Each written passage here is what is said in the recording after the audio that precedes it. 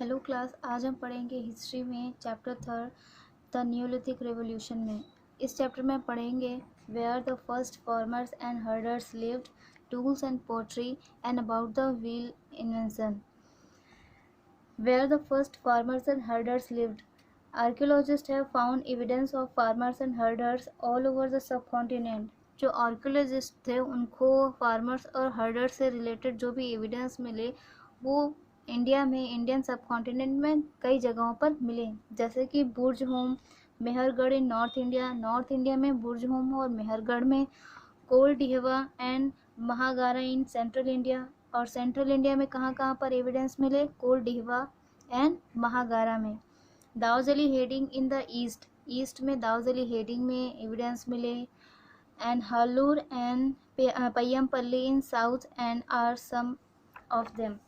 और इस तरह से हॉलूर में और पय्यमपल्ली में, जो कि साउथ में आते हैं, तो इस तरह से ये एविडेंस साउथ इंडिया में, इंडियन सब कॉन्टिनेंट में आर्कियोलॉजिस्ट को मिले।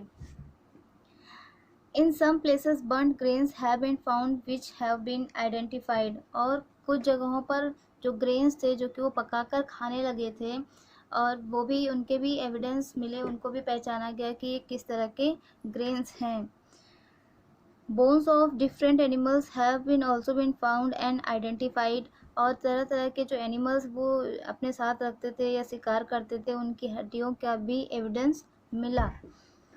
So we know that a variety of crops were grown and various animals were domesticated. इन सब एविडेंस को स्टडी करने के बाद ये पता चलता है, ये कंक्लूजन निकल कर आता है कि जो आर्कियोलॉजिस्ट थे उन्होंने ये बताया कि जो फार्मर्स और हर्डर्स थे वो कई तरह के ग्रेन्स को यूज़ करते थे और डिफरेंट टाइप्स के एनिमल्स को भी वो पालते थे। The table below lists some of the sites where evidence of farming and animal domestication have been found. यहाँ पर नीचे आपको साइट और एविडेंस की एक टेबल दी गई है। इसमें ये बताया गया है कि कहाँ पर कौन से एविडेंस मिले और किन जगहों पर मिले। फार्मिंग के भी और डोमेस्टिकेशन के भी एविडेंस यहाँ पर बताए गए हैं। साइट और एविडेंस की बात करें तो साइट में दिया गया है मेहरगढ़ जो कि प्रेजेंट टाइम में पाकिस्तान में लोकेटेड है। और यहाँ पर किन चीज़ों के एविडेंस मिले हैं? बार्ली एंड वीट का, जो कि ग्रेन्स हैं। बोन्स ऑफ सीप की हड्डियों के। गोट कैटल और सीप के बोन्स के एविडेंस मिले हैं। बार्ली और वीट के एविडेंस मिले हैं। गफकराल जो कि जम्मू कश्मीर में है, यहाँ पर लेंटिल्स एंड वीट के एविडेंस मिले हैं। लेंटिल्स यानी मसूर की दाल, वीट यानी कि गेहूँ, इनके एविडेंस मिले हैं।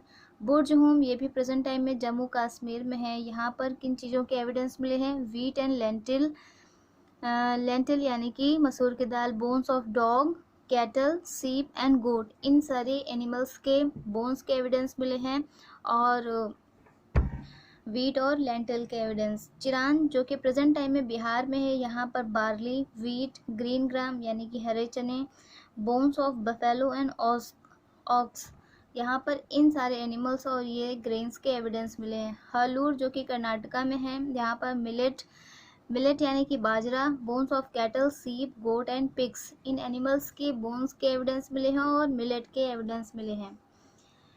इन सारे ही एविडेंस को स्टडी करके आर्कियोलॉजिस्ट ने उनके लाइफ के बारे में, उनके वर्क के बारे में बहुत कुछ बताया। नेक्स्ट बात करते हैं टूल्स एंड पॉटरी। वो किस तरह के टूल्स यूज़ करते थे और कैसे वो पॉटरी कैसे करते थे। During this time they began to make many diverse kind of tools in new ways. और पैलियोलिथिक एज से न्यूलिथिक टाइम आते आते उन्होंने कई तरह के नए टूल्स बनाने सीखे और उनका डिफरेंट टाइप्स का यूज़ भी करना सीखा। Farming was difficult with the tools they had. और उनके पास जो टूल बिगिनिंग में थे उनसे फार्मिंग करना थोड़ा सा डिफ़िकल्ट हो रहा था, क्योंकि पहले ही बताया गया कि वो फाइन टूल्स नहीं हुआ करते थे। They made tools with edges that were sharpened by grinding instead of flaking. जो टूल्स बनाते थे उनको ग्राइंडिंग करके, उनको घिस करके बनाते थे, बिल्कुल चिकना करके बनाते थे। फ्लेक करके उनको टूल्स नहीं बनाते थे। These were called sets। और इस तरह के टूल्स जो कि ग्राइंड करके बनाए जाते थे वो सेट्स कहलाते थे। These were polished tools। और ये पॉलिश्ड होते थे, शाइनी होते थे। मोर्टार्स एंड पेस्टल्स जैसे कि ओखली और मूसल were made for grinding grains. Grains को ग्राइंड करने के लिए, पीसने के लिए यूज़ करते थे इन टूल्स को। किसको? मोर्टार्स एंड पेस्टल्स को, जिसको हम ओखली या मूसल भी कह सकते हैं।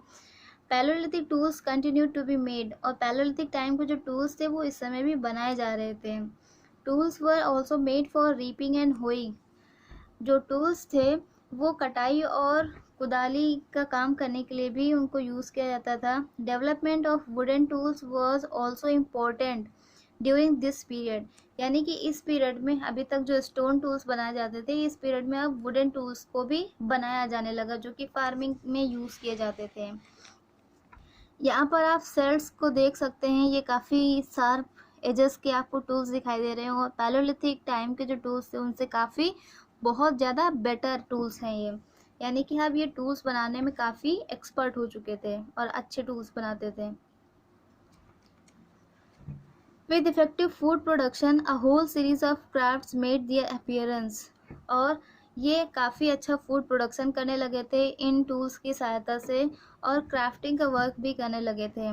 Pots and containers were made to suit different needs. Pots यानी कि बर्तन, कंटेनर्स और सामान रखने के जो कंटेनर होते हैं वो भी ये बनाने लगे थे अलग अलग ज़रूरतों के अनुसार। Pottery was made by hand and baked in a bone fire, और जो पॉटरी थी वो पूरा काम अपने हाथों से ही करते थे, और उनको पकाने के लिए ये आग जलाते थे, आग में पकाते थे। They made vessels to hold grains, vessels यानी कि बर्तन बनाते थे अनाज को रखने के लिए। Bowls for eating and cooking, और खाना खाने के लिए और पकाने के लिए बोल्स, कटोरे बनाते थे, बड़े बड़े या छोटे अपनी ज़रूरत के अनुसार। They knew how to select the right clay and mix it with the correct proportion of grit and straw to give the desire texture. अब बर्तन बनाने के लिए उनको जिस भी तरह का टेक्सचर चाहिए होता था वो उसमें अच्छी क्ले यूज़ करते थे, अच्छी क्ले को ढूंढ कर लाते थे, उसको यूज़ करते थे, और ग्रिट और स्ट्रॉ उसमें मिलाते थे, यानी कंकड़ और गिट्टियाँ और घास फूस उसमें मिलाते थे, और अपनी आवश्यकता के अनुसार यानी अपनी ज़रूरत के अनुसार उनको जिस तरह के बर्तन बनाने होते थे उस तरह का वो टेक्सचर, अपना जो मटेरियल होता था उसको तैयार करते थे बर्तन बनाने के लिए। यानी कि ये अपने बर्तन बनाने के लिए काफ़ी अच्छे तरीके से अपने सामान को प्रिपेयर करते थे। अब व्हील का इन्वेंशन देखिए कि व्हील का इन्वेंशन कब हुआ, किस तरह से हुआ, और इसके आने के बाद क्या क्या चेंजेस आए ह्यूमन बींग्स के लाइफ में।